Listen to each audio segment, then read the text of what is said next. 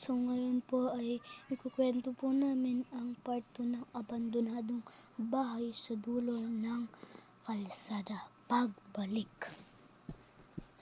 Ilang araw na ang lumipas mula nang mawala sina Edward, Lawrence, Nathan at Nigel sa baryo. Nagsimulang kumalat ang mga kababalaghan, mga tinig sa gabi, bintanang kusang bumubukas at mga aninong dumadaan sa harap ng lumang bahay. Ngunit sa loob ng bahay, ang apat ay nakakulong pa rin sa kakaibang dimensyon. Edward, hindi tayo pwedeng manatili rito, bulong ni Lawrence habang pinagmamasdan ang portrait kung saan naroon pa rin ang kanilang mga anyo. Si Nathan at Nigel unti-unting nilalamon ng kadiliman, madalas nawala sa sarili, parang may kung anong sumanib sa kanila. Isang gabi, habang lahat ay tahimik, may liwanag na kumislap sa ilalim ng hagdan. Lumapit sina Edward at Lawrence. Isang lumang diary ang natagpuan nila, pag-aari ng batang espiritu. Sa mga pahina, nabasa nila ang kwento ng mga batang lalaki nang pinatay ng sariling niyong pamilya bilang alay sa isang kulto. Ngunit may nakasulat sa dulo. Ang sinong makaintindi ng aking kwento at magdasal para sa aking kaluluwa ay makakalaya sa pagkakakulong. Hindi nag-aksaya ng oras ang dalawa.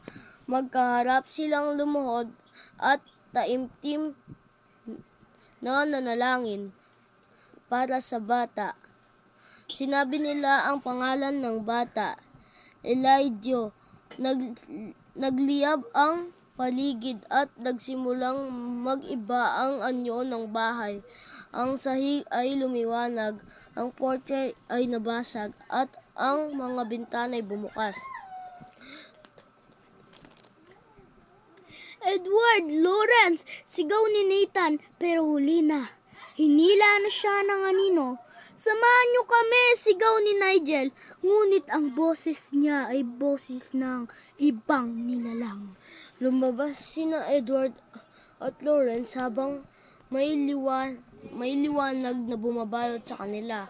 Pag-apak nila sa labas ng gate, muling bumalik ang anyo ng sila-silang bahay. Parang walang nangyari.